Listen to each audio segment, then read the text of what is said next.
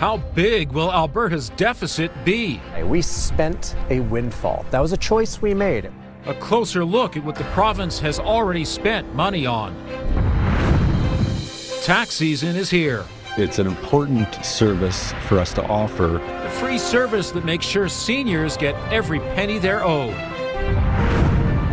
And Historic Handshake, the play that examines how a simple gesture can mean so much. CTV Calgary, local breaking news with Ian White. Good afternoon. Alberta is expected to post a multi-billion-dollar deficit in tomorrow's budget, with every ministry under the microscope. But not all spending can be tied to falling resource revenue and a growing population. Jordan Cavanagh is at the legislature in Edmonton with more. So, Jordan, what can Albertans expect tomorrow? Ian, it'll be a tough one. Both the Premier and Finance Minister have warned several times now the budget tomorrow won't be pretty. Of course, falling oil prices, growing service costs, and a growing population as well, all big factors in that. But critics also say questionable spending can be found as well. Take the Premier's office budget, for instance. It has increased by $4.8 million last year. $280,000 was spent on new carpet, $70 million was sunk on children's pain medication. Then more than $700,000 was the cost to destroy some of that supply. Coal settlements have totaled $238 million so far, with two more likely to come. $163 million in payouts to parents during the teacher strike will climb as well. And $37,000 was spent on new tableware in the government house. All of that contributing to ballooning expenses, expected to climb even higher when that fiscal outline is released tomorrow. I think Albertans should be clear that the province of Alberta chose to increase spending, especially in budget 2022 and 2023, largely because royalty revenues were high. We spent a windfall. That was a choice we made. It wasn't something that was imposed on us.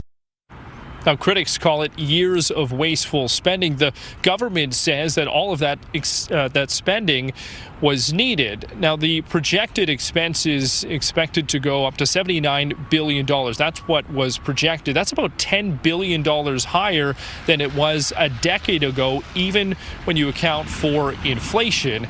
That budget will be tabled tomorrow afternoon. Ian? Okay, thanks very much, Jordan. Alberta's government is promising a multi-million-dollar boost to education spending in the budget, despite a projected deficit. Mark Villani is live outside McDougall Centre in Calgary. And Mark, the government calls this an historic investment. But what's actually changing?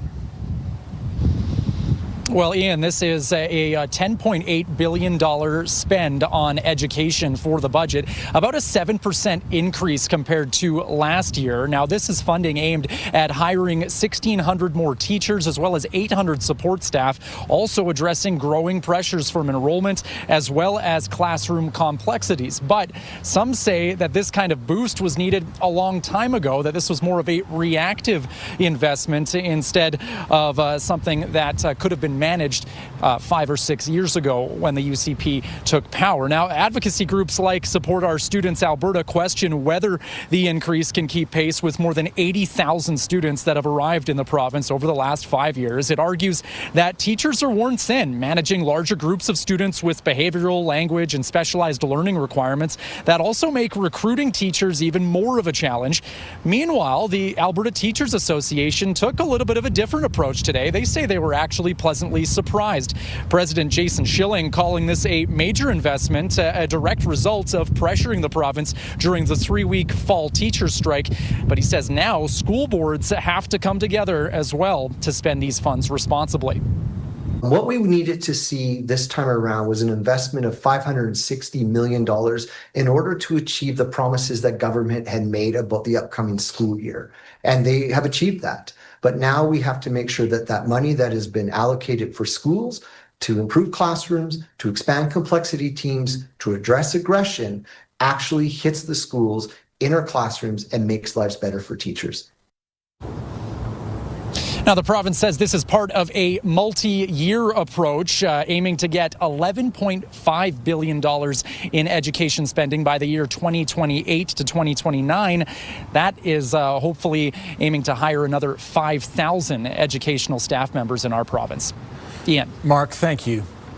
Canola and pea farmers are expected to see some relief from Chinese tariffs soon, but many farm families are looking at ways to weather the storms that may lie ahead.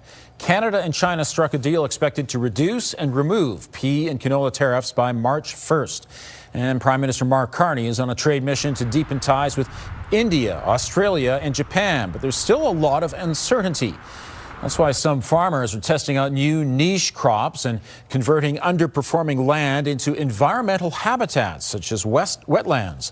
Farmers in the program say not wasting time and resources on tricky land that doesn't grow much and annual payments from the national charity that help convert the land make a difference. There's been a lot of setback in the last little while since the tariffs were in effect.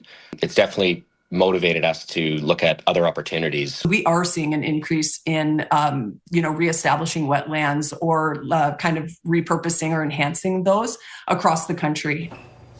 Alberta represents Alternative Land Use Services' largest footprint in the country, protecting more than 34,000 acres of critical prairie ecosystems and headwater regions.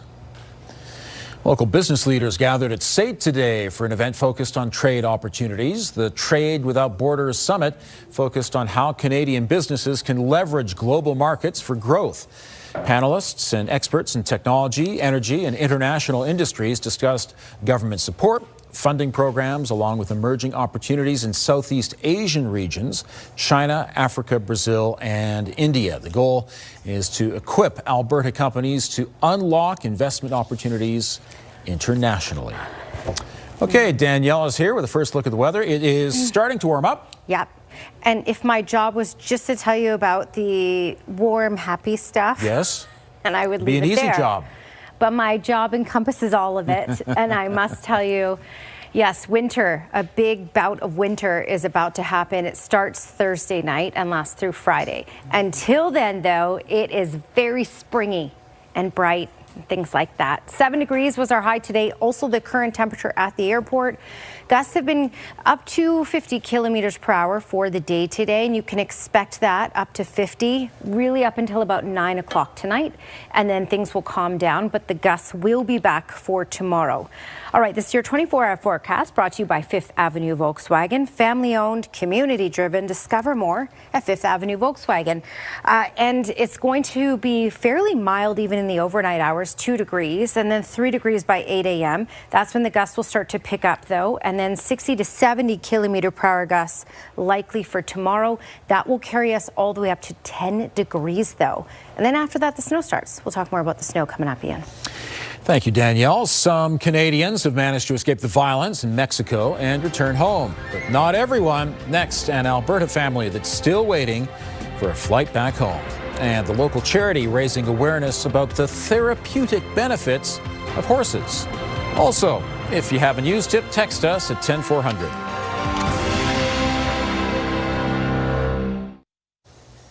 Some Albertans have returned home from Puerto Vallarta following cartel violence over the weekend, but others remain stranded. High River's Doug Bellamy and his daughters are stuck in the Jalisco region after their WestJet flight was canceled on Sunday. Bellamy says he's been unable to speak with WestJet or receive further instructions on when they will be flying home. Repatriation flights began yesterday from Puerto Vallarta and Guadalajara. Bellamy says his hotel has compensated his stay fully until Friday. A direct flight was, I think it was almost $2,800. So here's my take on that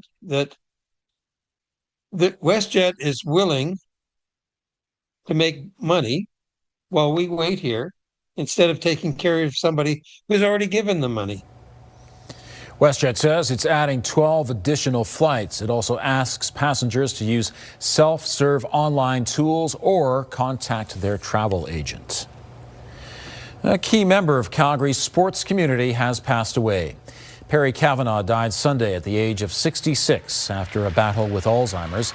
In 2022, the Perry Cavanagh Arena was named after him in recognition of his lifelong commitment to minor hockey. He served as head of Hockey Calgary and was chair of Sport Calgary for 4 years. Cavanagh is survived by his wife Kathy, 3 sons and 2 grandchildren. Okay, so when will the very first snowflake fly? Ooh, in Calgary? Yes. As early as 6 p.m. tomorrow. Okay, and to be clear, it's not just one snowflake we're getting. We'll get 2, 3, maybe several more. Several more. Thank you for clarifying that. You may have to shovel a few times. Oh. That's the possibility. Because if you wait till it's all said and done, ooh, that's tough on the heart. Okay, here's your Skywatch weather camera. And looking out there right now, well, there's no indication that this is on the way. But I assure you, a blast of winter is on the way. 80-kilometer-per-hour gusts. That was the max down in Pincher Creek today so far, and just over 80 in Lethbridge. For us in Calgary, we got closer to that 50 mark, and somewhat similar in Brooks at 41. Medicine Hat in those mid-50s. It's going to get even gustier in all communities for tomorrow, so we'll go 60 to 70 in Calgary, and there's actually a wind warning in place for the far south. I'll show you that in just a second. This is what the gusts so far today, though, have done to temperatures today. It's very warm for the end of February. 3 degrees in Pincher Creek, 5 in Lethbridge right now, 8 in Medicine Hat and Brooks, 7 in Calgary and Drumheller. Banff is above the freezing mark at 2. There's a look at the wind warning that is in place. 110-kilometer-per-hour gusts certainly possible in these communities. So Crowsnest Pass, Pincher Creek, Fort Macleod, Lethbridge, Tabor, down to Milk River. That's in place for tomorrow.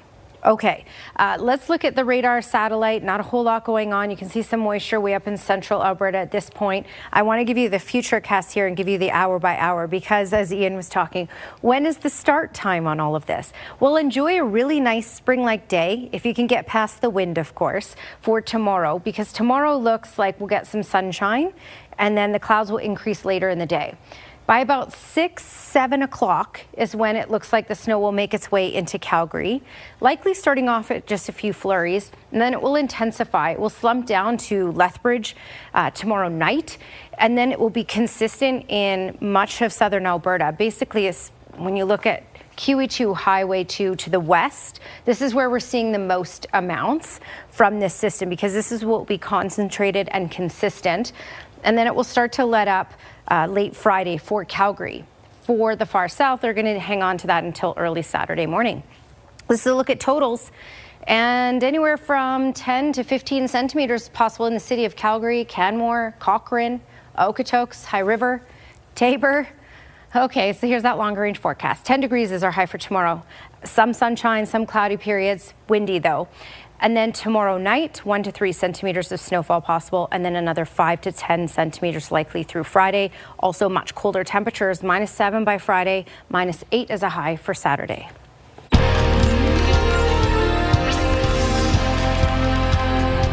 A Southern Alberta group is shining a light on its work with horses to provide therapy for people. Bow Valley Equine Adaptive hosts a variety of programs in the Bow Valley for developmental and physically challenged clients. It also works with people facing addiction and emotional issues. This weekend, it's screening a documentary called Rescued Hearts. The film is meant to educate viewers about equine therapy and raise money for its programs. Yeah, Alberta's full of horses, right? We have so many, and we do have quite a few great programs within, within a couple hundred kilometers. And yeah, it was pretty neat to see that, yeah, it's happening in Australia, it's all over the States. The documentary will screen Sunday at 1 in Canmore. We've posted more information about the organization and the upcoming documentary on our website. A nonprofit organization in Edmonton is working to take health technology from the lab to the marketplace. ST Innovations is based at the University of Alberta. The center has access to a team of researchers, specialized equipment, and lab space. The director says that way companies can focus on innovation. A lot of startups and SMEs disappear, right? And simply because of the challenges in the ecosystem. We're trying to remove those challenges to increase the success rate. And if these innovations continue to grow, we're going to have investments coming in, and there's going to be a huge return on investment to the province. ST Innovations focuses on things like smart and digital medical equipment, wearable digital devices, and remote care devices. Let's face it, many people simply dread tax season, but it doesn't have to be painful. Still ahead, the free service that makes sure seniors get what they deserve.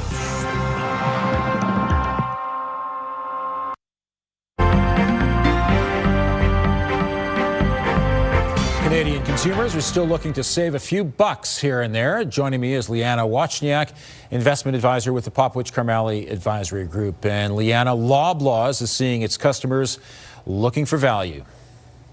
That's right. Loblaws missed the analyst expectations for their fourth quarter results, and really it was on the strength of customers looking for deals on their grocery shopping, or perhaps increasingly shopping at Loblaws lower end brands like No Frills, which has more value rather than a higher price tag.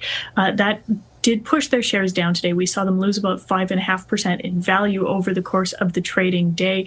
But it was really just an interesting report because Loblaws was looking for a little bit more out of that, and they did see increases in both their drug retail segment and their food retail segments, but it wasn't enough to quite meet up with expectations. So a bit of a miss on that report today. And two more Canadian banks, Bank of Montreal and National, post their earnings reports. That's right. And similar to Scotiabank, which we chatted about yesterday, they also had strong earnings results. Now, a lot of that was led by the capital markets and wealth management side. There's been a lot of trading activity this year, so I would expect to see that across most of the banks reporting. But the interesting part about both of these is that they're both looking at different operational changes. So Bank of Montreal did some operational streamlining. They saw a lift to their profit because of that. National Bank is still finishing their acquisition of Canadian Western Bank. That added 47% to the profit on the Canadian side of the border. So that one was quite an interesting one to see. Liana, thanks very much. Thank you. A new survey finds many businesses support the downtown Green Line connection if it goes underground. The online survey by groups, including the Calgary Downtown Association, found 98% of businesses along the proposed route supported it, but that support drops to just 7% if it's elevated. As well, nearly half of business owners said they consider selling their business if an above-grade alignment was chosen. Residents were more receptive, with nearly 9 in 10 people content with the underground option.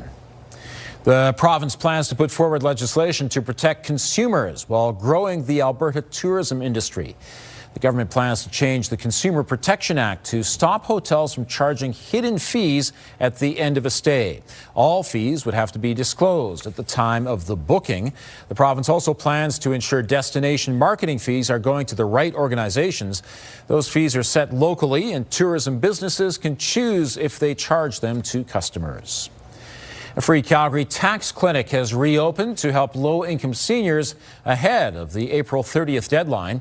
Unison's clinic at the Kirby Centre downtown is open weekdays from 9 a.m. to 5 p.m. for AISH recipients and people 55 years and older with a gross income less than $40,000 for a single person or $55,000 for a couple. Clinic organizers say the volunteer service provides a critical financial lifeline.